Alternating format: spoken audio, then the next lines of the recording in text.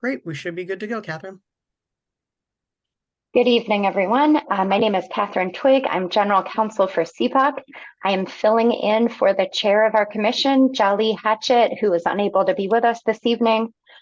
So the time is now 6:08, and this CPOC commissioner meeting is hereby called to order.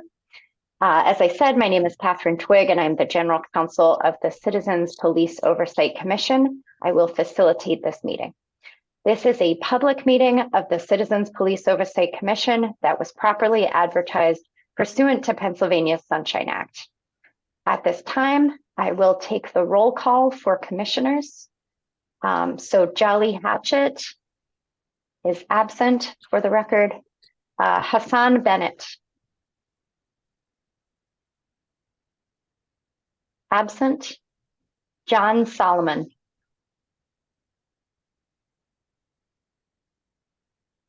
Absent. Melanie Dubose. She is here. Good afternoon or good evening. This is Commissioner. I am here. Are you able to hear me? We hear you. Thank you, Commissioner Dubose. Okay, I just wanted to say good evening, season's greetings, peace and blessings to all of our listeners and participants. Thank you, Commissioner. Commissioner Rosara Thomas. Not currently, but may jump back on. Yeah, Commissioner Thomas had some technical difficulties earlier, so she may rejoin. We hope she'll be able to, and we'll let everyone know if she's able to rejoin. And Commissioner Hakeem PA.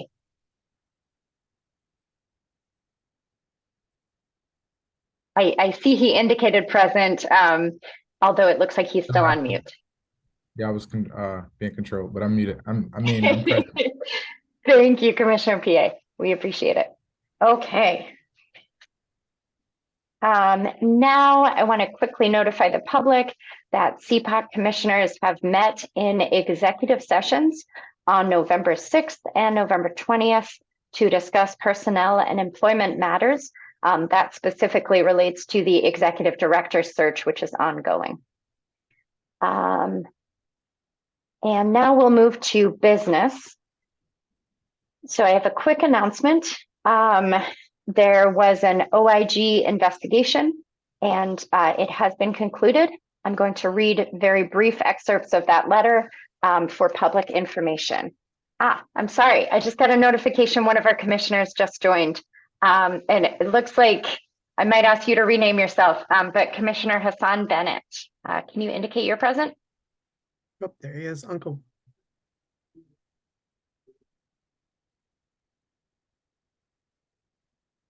I'm going to go ahead and mark you present because we can see that you're here on the video. Okay, great. So as I said, I'm going to read some very brief excerpts from this letter to update the public.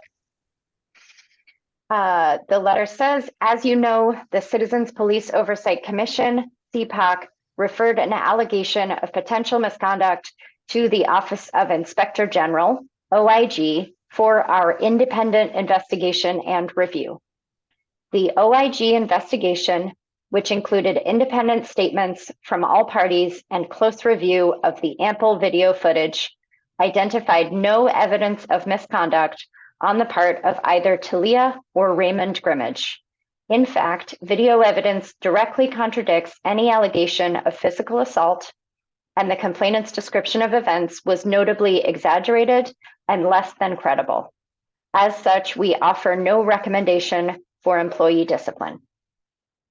So again, that's a brief excerpt from the Office of Inspector General findings related to an incident in April of this last year.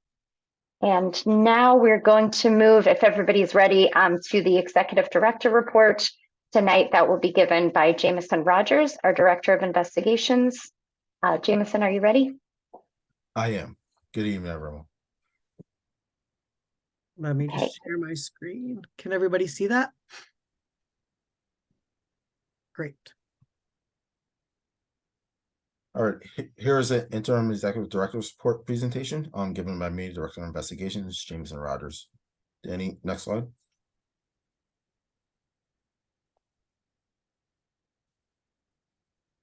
The mission of the Citizens Police Oversight Commission is to oversee and investigate the conduct, policies, and practices of the Philadelphia Police Department. CPOC is currently receiving complaints of police misconduct, audits, and monitors internal investigations and police disciplinary processes, conducts oversight of police shootings, analyzes police data, develops policy recommendations and reports, and engages in outreach and training. Danny, next slide. This is our complaint data of this year so far. In the month of October of this year, CPOC referred 8 complaints to PPD's internal affairs. CPOC has referred a total of 114 complaints this calendar year to date. This shows the chart and demographic data from 2023 as reported by our complainants. Okay, next slide. This is another breakdown of our complaint data. Allegations, like you see, there's a slight majority in departmental violations, shortly filed after lack of service, and unprofessional conduct, and so on. It is important to note that a single complaint can have multiple misconduct allegations. Danny, next slide. Again, this is going to be a map of showing where the majority of our complaints are being generated from. Obviously, the dark area is showing where most complaints are coming from, and the light area is showing where minimum complaints are coming from. Danny, next slide.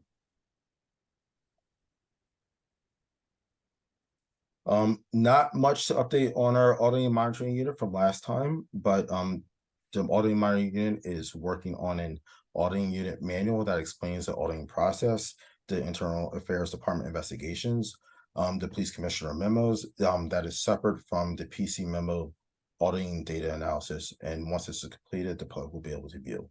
The auditing unit is also continuing to conduct regularly auditing regularly complaints against police, and the unit is also continuing to do a spotted one camera project. And next slide. As for the investigations unit, there are a couple things I would like to touch on, but prior to doing so, I would like to read you this. Between January and of October so far this year, there have been 14 police shootings. This includes every time a Philadelphia police officer discharges the firearm, either intentionally or accidentally. The total excludes accidental discharges, animal shootings, and officer suicides. The investigations unit is working on a website also with Philadelphia's IT department to update the public on police shootings as they occur. Once that is live, we will be presenting that to the public, so you'll be able to follow police shootings in a real-time basis. Danny, next slide. So here's a list of the police shootings that have been reported on in the past. And Danny, if you go to the next slide, these are the two new shootings that have happened in October. The first one happened October 2nd of this year in 100 block East Felina Street in the 14th district. The second one happening in October 4th in 7500 Whitaker Avenue in the 2nd district. These were both domestic calls that resulted with the individual with a weapon. They resulted with the individual and Philadelphia police officers resulting in exchange of gunfire. In the October 2nd incident, the individual at the result of the gunfire was fatally wounded.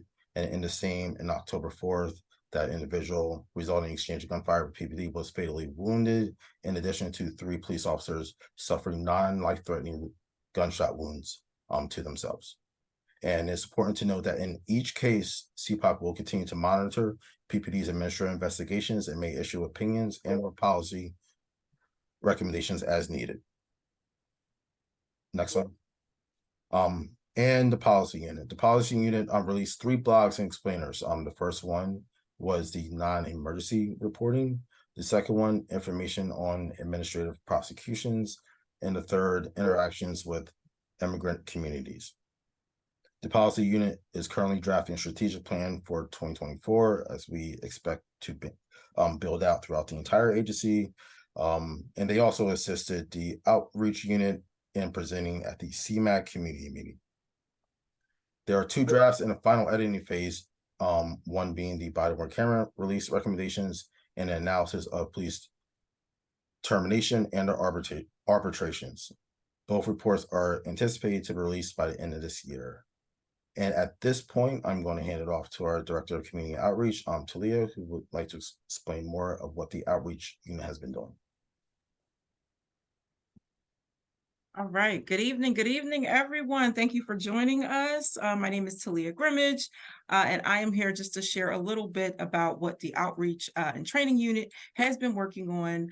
If you have been to our meetings in the past, then you know that unit currently is staffed with myself, Damon Green, and Julian Jordan. The three of us make up the Outreach team. Next slide, please. So one of the things that the outreach team did is we participated in an Asian community meeting that was held at the police department headquarters with many of the community leaders in the Asian community in Philadelphia, along with PPD's leadership. There were quite a few things that came up during this meeting. One of the things that came up was Asian diversity and representation. There was some discussion about having more diverse representation when it comes to recruitment, when it comes to promotions within the police department, and when it comes to where officers are assigned. There has been some discussion within the community that they have officers that are often assigned in different areas of the city, but they may not speak the language of the area that they are assigned to. For example, maybe there is an officer that's assigned to Chinatown, but they don't speak Chinese. They just have another person that's there. So the community just talked a little bit about maybe appropriately having officers placed in different sections of the city, so the community can feel better represented. There was some discussion about community engagement, the police department increasing their attendance at some of the community events that the community has, and that specifically that PPD community relations should make more of an effort to reach out to areas of the city that have, high Asian populations that is other than Chinatown. Chinatown seems to be, or at least some people felt that Chinatown might be the focus, and that there are other areas of the city that could use some of the same kinds of attention. There was discussion about youth engagement and how there should be a little bit more effort from the Explorers program to directly advertise to and seek to recruit more Asian youth. And of course, someone mentioned crimes against small businesses and places of worship, to work with the Department of Commerce to increase security and visibility in some of the areas. There were questions that came up about specific data that might exist regarding, trending crime within certain areas and districts. And then ways to increase security for some of the Laotian temples and other Asian places of worship that experience vandalism. There was some discussion that, oftentimes there are synagogues or mosques or other places of worship that get a little bit of attention from the police department when they experience vandalism, or they may be threats, and they just wanted to make sure that PPD was aware that there are some other places of worship in the city that may experience some of the same challenges. So you can see there are quite a few logos here, but these are some of the organizations that were represented at this meeting. This was, from what I understand, the first of its kind, and they are looking to have these more often. There hasn't been discussion about how often they're going to have them, but this was like a first great step to just kind of talk about some of the things that the community has been experiencing, and giving PPD leadership an opportunity to just hear from the community. Next slide, please. So the Outreach and Training Unit, we had a joint community meeting with CMAC. CMAC is the Southeast Asian Mutual Assistance Association Coalition. They were just very, very gracious in allowing us to come and talk to some of their clients, their constituents, about policing. We were really excited to meet with everyone. We were able to have interpretation provided in a variety of languages. We had Mandarin, Spanish, Indonesian, Vietnamese, Cambodian, and Arabic. We had our flyer translated into several different languages. And at that meeting, we were able to talk about community safety concerns, police engagement, community trust. One thing that came up was people wanted to talk about 911 response times, some of the increased vandalism and theft that they may be experiencing within the community at their businesses, and the community's perspective on how PPD uses the language access line. Some of the community members talked a little bit about how they were reluctant to report crime or to really engage with the police because they did not feel that the police made a really good effort to access translators for them.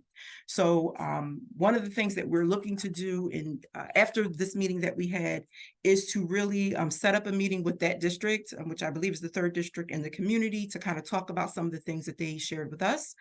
And also to discuss some ways that we can work to improve community access to translation and interpretation services. Next slide, please. Yes. So we were present at the 14th District Captain's Town Hall meeting that took place in the beginning of the month. And so we were there with Children's Hospital Center for Autism Research. As with many Captain's Town Hall meetings, the community talked about some of their quality of life concerns that they had, and CHOP was able to share some information and details about how police interact with the neurodiverse community. And the captain, who's Captain Tanisha Williams, talked about the premise history forms and how community members can notify PPD if they have a family member that has some specific concerns or issues, whether they're neurodiverse or they have some mental health concerns or things that they want the police to know about that address. We were also present at the West Philadelphia Public Safety meeting that was held at the Lucian Blackwell Library. During this meeting, some discussion was had about PP data and collection methods, the CIT training and use of tasers, and how the police department identifies what a crisis is and how people are handled during police crises. Next slide. Okay, we are working with the policy unit. We recently gave a presentation to the Office of Homeless Services and some other agencies that service the unhoused population. One of the things that we are always trying to do at CPOC is figure out ways to make our services more accessible. As many of you can imagine, people who may be unhoused may have frequent police contact. So we wanted to make sure that we talked about some ways that we could adjust our complaint process so that it could be more accessible to people. We did a revision of our complaint form to make the process more inclusive. So there's an opportunity for people to write down a family friend or a family member or a case manager or something like that if they would prefer we talk to another person about their complaints. Some people may not have access to a phone, they may not have an address. So we really tried to just change our form so that people experiencing a variety of different circumstances can still file a complaint if they need to.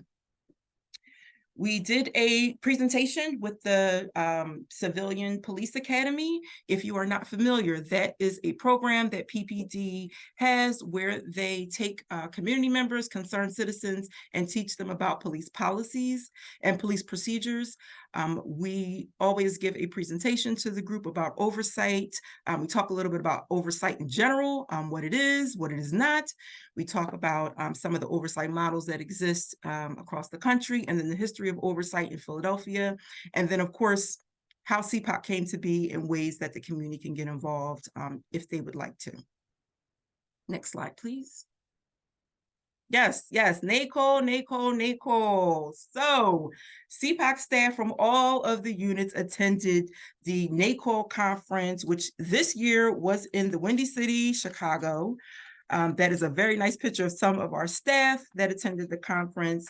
And the NACO conference is a really great opportunity for us to connect with our oversight peers in other cities, to share similarities, talk about things that we're both seeing in, in different cities, and ways for us to learn from each other. If you're interested, you can go on YouTube. For January of this year, we had a town hall where we talked with some of our other oversight partners that are also part of NACOL. If you have an interest in learning more about that. But this particular conference, some of the lecture highlights they're listed there: how politics and collective bargaining impact oversight. A lecture on the police shot and killed her eldest child, a discussion with a mother who turned grief and tragedy into advocacy and reform, evidence-informed assessments of law enforcement agencies, when police officers are accused of sexual misconduct, a victim-centered approach on sexual misconduct investigations, tasers, a look at policy implementation and investigation, and building community trust after crisis, oversight in the wake of tragedy. So that is just a snippet of some of the lectures that were given at NACOL this year.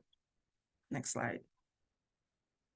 Okay, so we also have connected with some of the schools in the city, and two that are highlighted here, the academies at Roxborough. We met with some of the school officials and the 5th district in Roxborough. And then we also connected with Mr. Parker, who is the community school coordinator at Gompers School. We are hoping to maybe do our day of service at Gompers, but we just talked to them about building a connection to talk to the students about policing in their community, but also some ways that CPOC can assist with some of the work that the schools are doing in the community. Next slide. Yes, so we had a autumn movie night. We showed Transformers: Rise of the Beasts. We did this in connection with the Winfield Community Neighbors Association.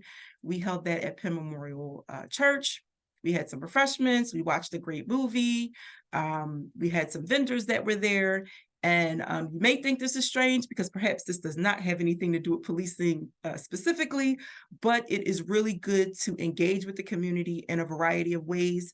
Sometimes when you are seeking to build community trust, you have to show up and be present before you ask them to give you anything. So we really like to just ask people, what can we do? What can we help with? If there's a way that we can engage with the community, with the kids, do something fun, so that next time we come, they know who we are, they know we come in good faith, and they might be more likely to engage with us. So this is one of the events that we've had. Next slide, please.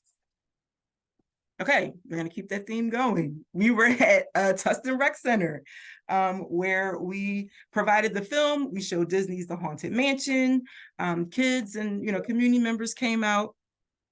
People decorated their cars, they provided candy, and we were there with our wonderful new 16-foot inflatable screen, and we showed the film for everyone. So it was a nice positive night for kids that wanted to get some candy, and they were able to do it in a safe space.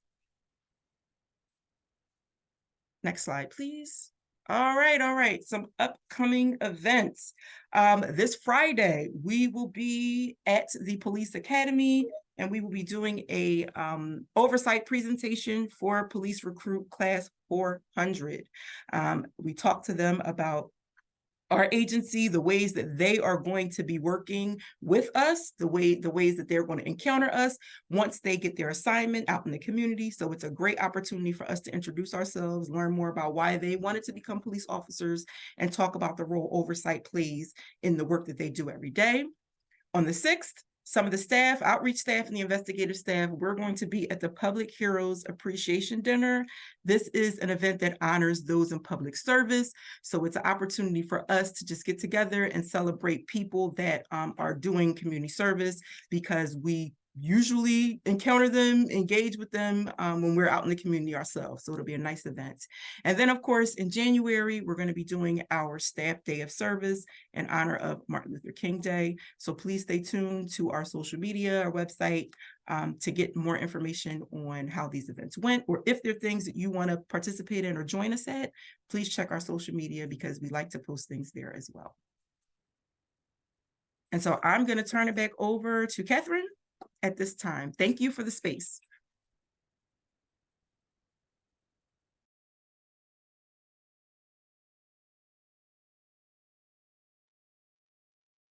Thank you so much to Jameson and Talia for that excellent update. Just to give everyone a preview, I'm going to quickly ask commissioners now if they have any questions about the executive director report. And then since we have more commissioners were able to join, we'll see if we can adopt the minutes from last week. And then we'll go into public comment, which is the last section of our agenda. Okay. So at this time, if any commissioners have any questions about the executive director report, could you raise your hand or indicate to us that you'd like to be unmuted?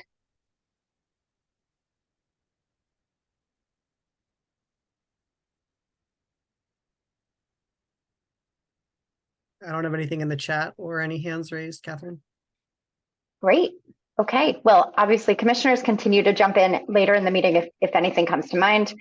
Okay, then I will suggest commissioners, a couple of additional commissioners were able to join. So Commissioner Thomas is here, and that gives us a quorum. So does anybody have a motion to approve the minutes from the October public meeting?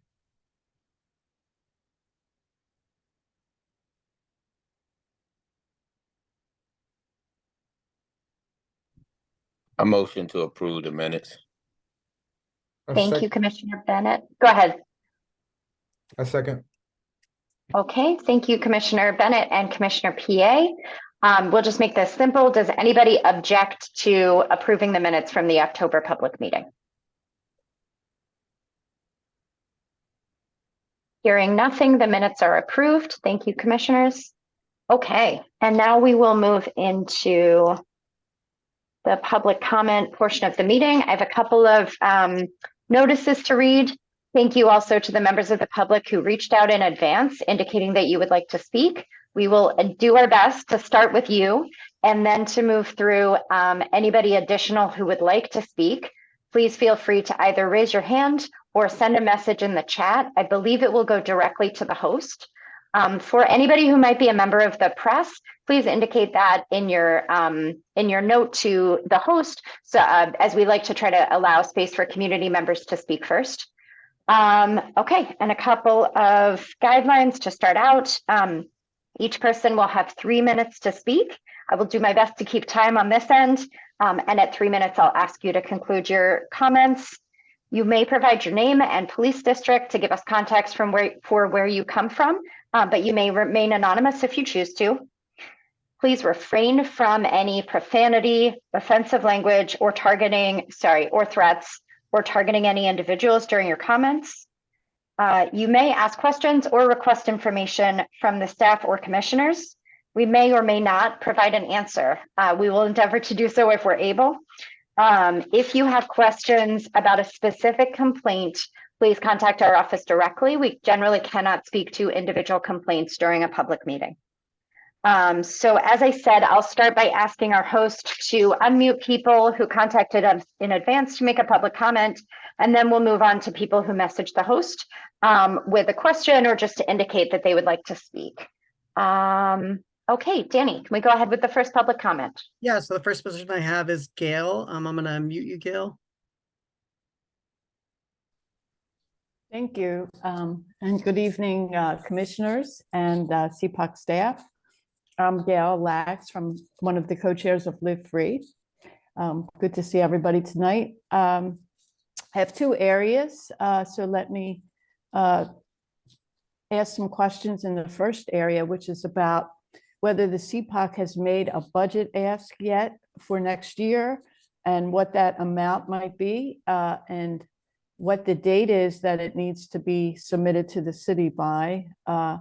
And will the commissioners, or have they already had the opportunity to review the proposed budget? So that's the first section of questions.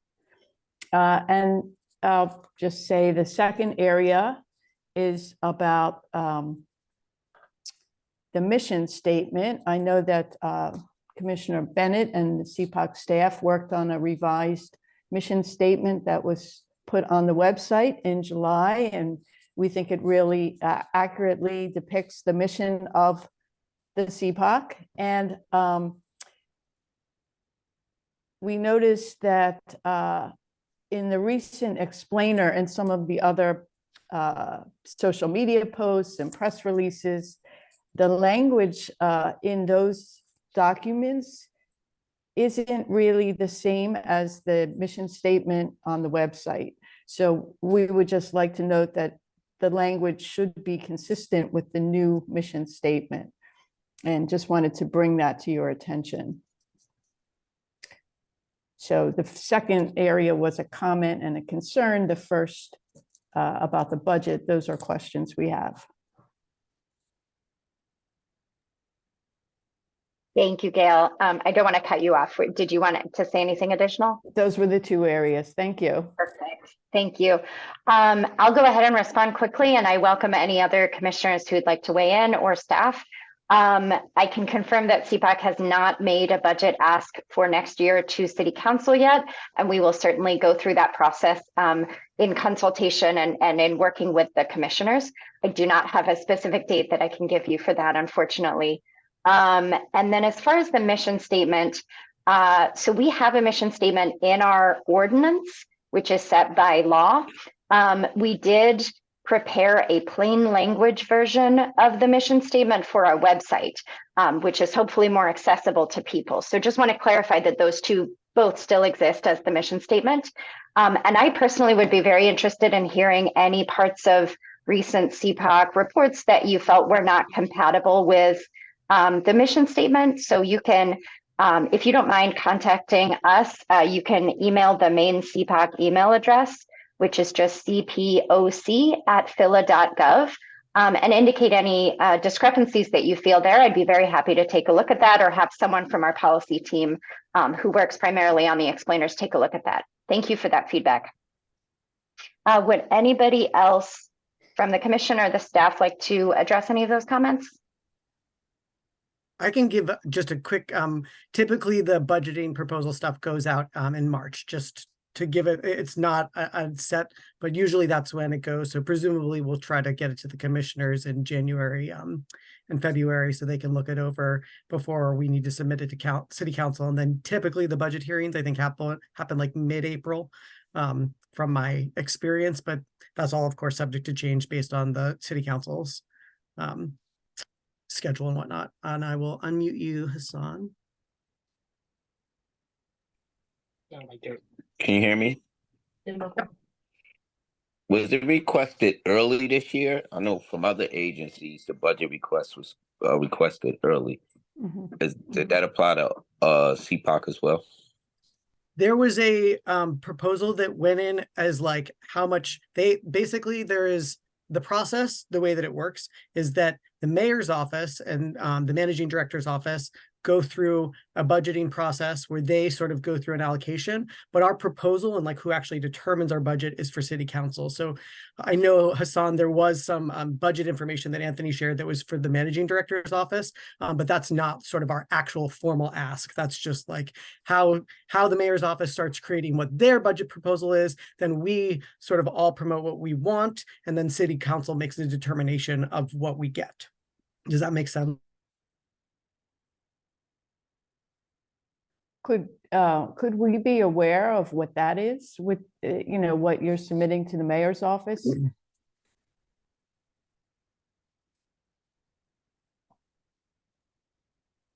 Danny, I think Commissioner Bennett had additional comments. Sorry, my computer just froze for a second. Hold on. No worries. No, I was just answering your question. It was clear. I thank you. I don't know that we can disclose that information, Gail, since it's not like formal in any way, shape, or form. I defer to Catherine in terms of what we can disclose at this moment. Just because it goes through a lot of process before it gets anything formal. Yeah, you know, we'll certainly make a note of your request for that. Yeah, I also don't know the answer, so we'll take a look. Yeah, let us know. That would be great. Okay, thank you. And can we move to the next person on the list, Danny?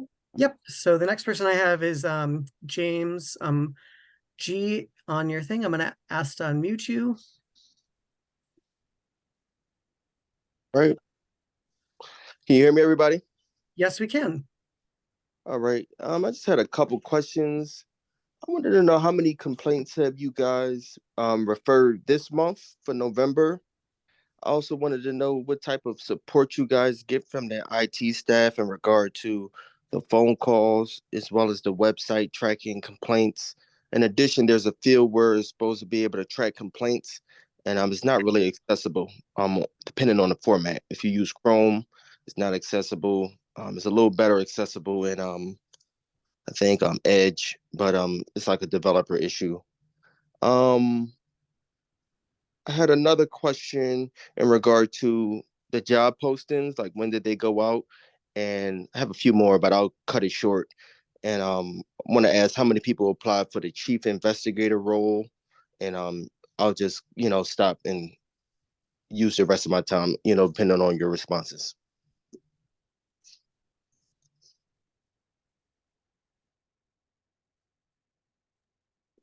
Okay, thank you. I have that you used about a minute of time, so just to let you know that. And so I'm going to do my best to answer some of these in real time. As far as the number of complaints that were referred by CPOC, so the data in the monthly report, this is the November public meeting, so we're reporting the data for October.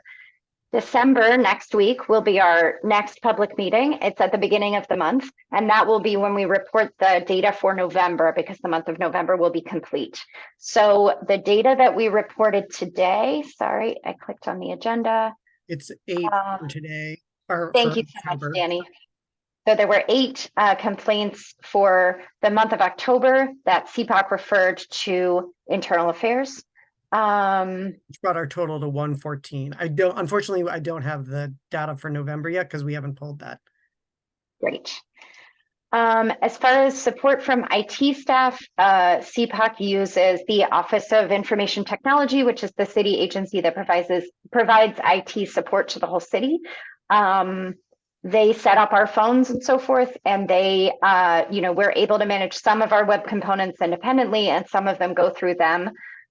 For managing kind of the day-to-day of how technical information goes online from our agency. As far as the issue with the web platform for tracking complaints, I'd be happy to look into that. Again, I would encourage you to send an email to cpoc@phila.gov.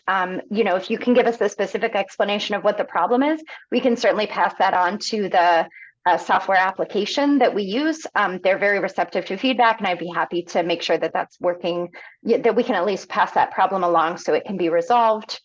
And also, sorry to butt in, Catherine, if you can also take any screenshots of the issues you're running into, please let us know, because that'll help us try to rectify the issue as well, or any error messages you're seeing. Absolutely.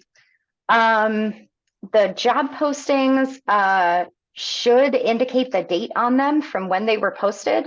I believe they were all posted recently in early November, when we were able to move ahead with some hiring that we had not been able to move ahead with previously. So I'm going to say generally early November. And the job postings should have their individual dates in them. If there's any further question on that, again, feel free to email us at cpoc@phila.gov, and I'll try to give you the best information that we have. I do not have a number of applicants for any of the jobs. Many of them are still open, and so that's not data that we'd be able to provide at this point. Okay, I guess I'll go back to that member of the public and ask if you would like to use the remainder of your time. Yes, I would. I have a few more questions. So I was on a website. It only has the social media role open. So I applied for the chief investigator role because I do community activist work. So I thought it was interesting, and I like some of the things you guys do. But every other role is showing closed. So I'm gonna need a kind of like the chief investigator one should be open. It did get accidentally unpublished by HR, but we had actually just asked them to reopen it yesterday, and so it should be live. But if it's not, and you're looking right now, just email me and I can always help figure that out. If you just send it to our cpoc@phila.gov, we can help make sure you are able to get your application in. Okay. No, I was able to get it in. I was just, since you said there's multiple roles open, there were two, the chief investigator and the social media, I think, role. But the last time I checked, which was either today or yesterday, it was only the one. So okay, so there's currently only two roles open. Is that correct? Versus multiple, which would probably be three or more.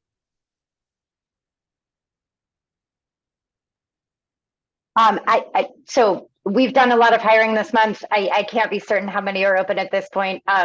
Anything that is open should be up on our website. And it sounds like Danny is resolving technical issues when they arise. So I'll leave it at that because I didn't mean to give you the wrong information there. Okay. No problem. I'll wrap it up. I just had a few more. Are you guys training your staff on the right to know? Just in regard to like certain information, like let's say you guys had a meeting and you guys knew the number for complaints for November. If somebody called and asked, would you allow your employees to give it to them since it is subject to right to know, if they could freely or give an estimate? It don't have to be perfect because certain agencies, public agencies, are having trouble with they can verbally give release public information versus a person submitting a written records request.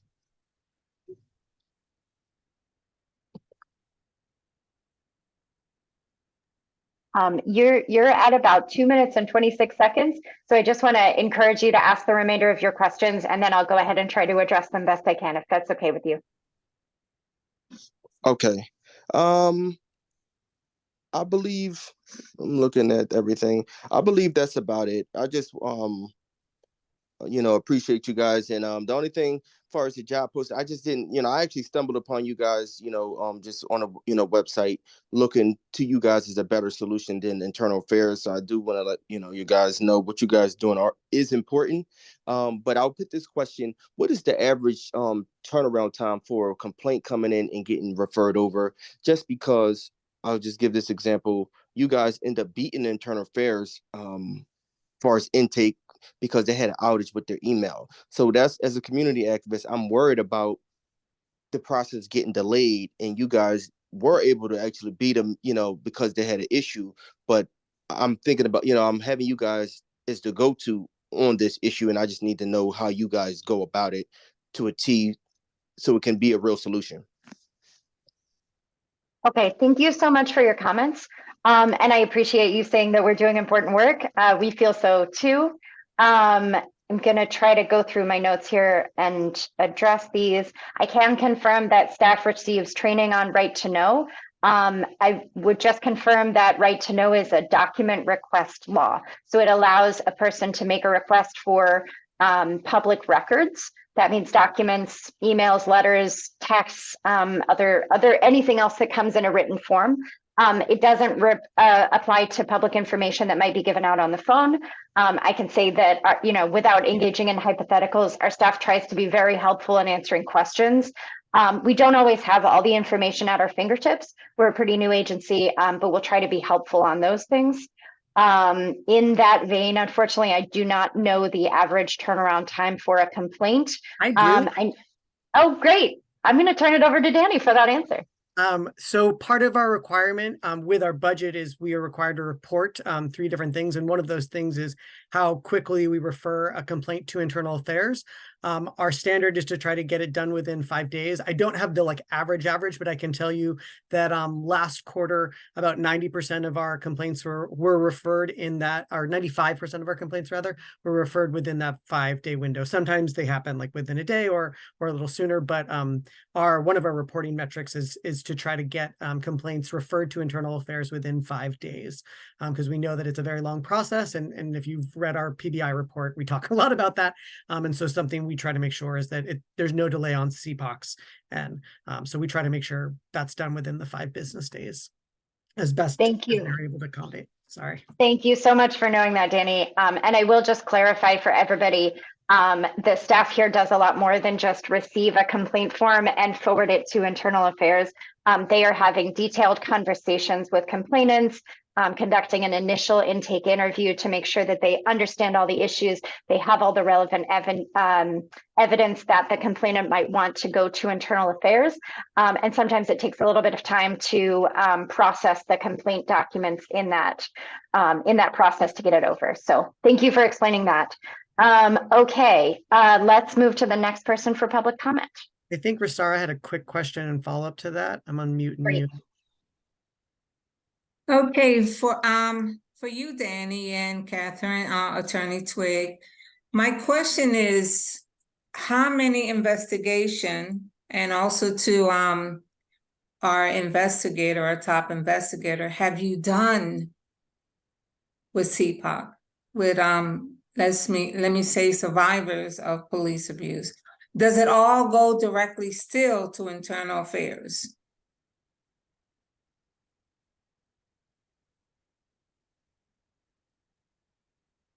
Yeah, Commissioner Thomas, everything is currently still being referred to internal affairs. CPOC is not yet able to do independent investigations. I see. Well, okay, thanks. So the next question we had was in the chat, actually.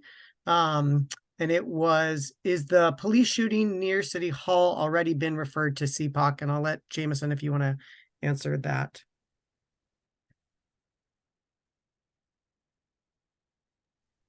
I am unmuted. No, I appreciate the question, and I am familiar with the shooting that occurred yesterday around City Hall, involving a individual with a knife that had allegedly stabbed 2 people and was shot by a police officer.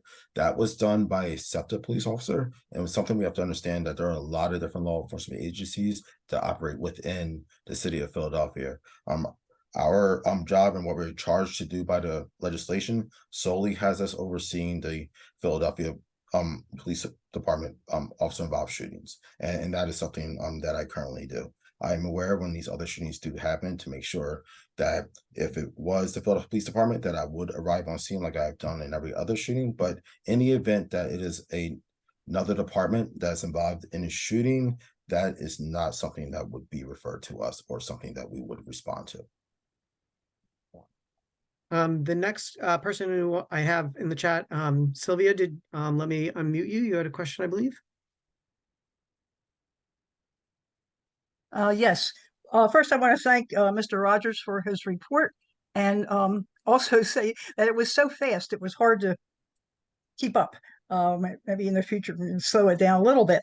So one of the things you mentioned was the analysis of police termination arbitrations, which reminded me, I saw an article in the paper recently when they were reporting on the new police commissioner. They included a quote from a former Commissioner Ross, who expressed frustration that when he disciplined officers and or terminated officers, this was often overturned by arbitration. What can the staff and the board of CPOC do about that situation? Or what are you doing?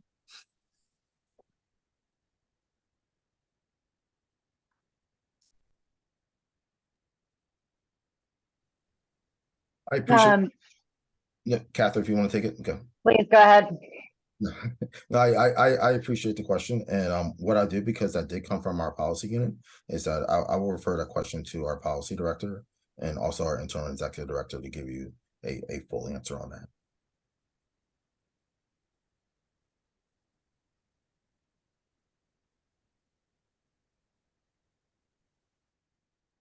Those were the last questions I had in the chat.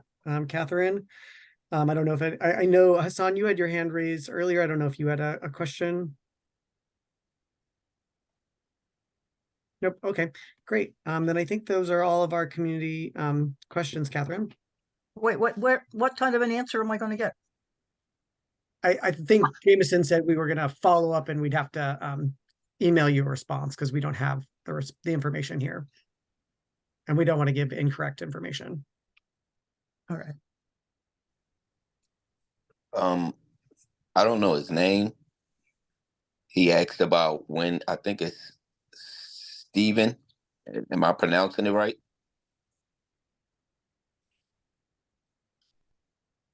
Can you guys hear me?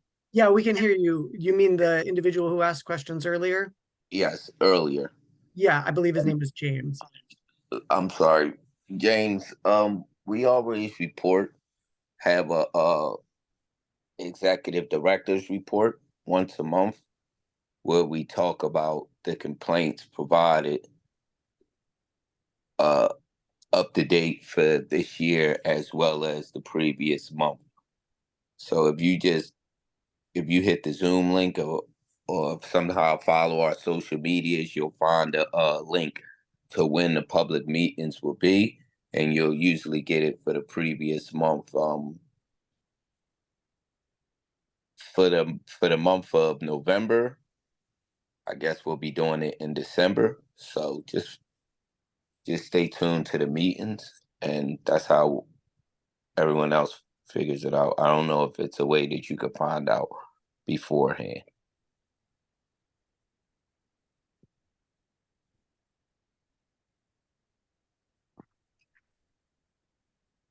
Thanks, Commissioner Bennett.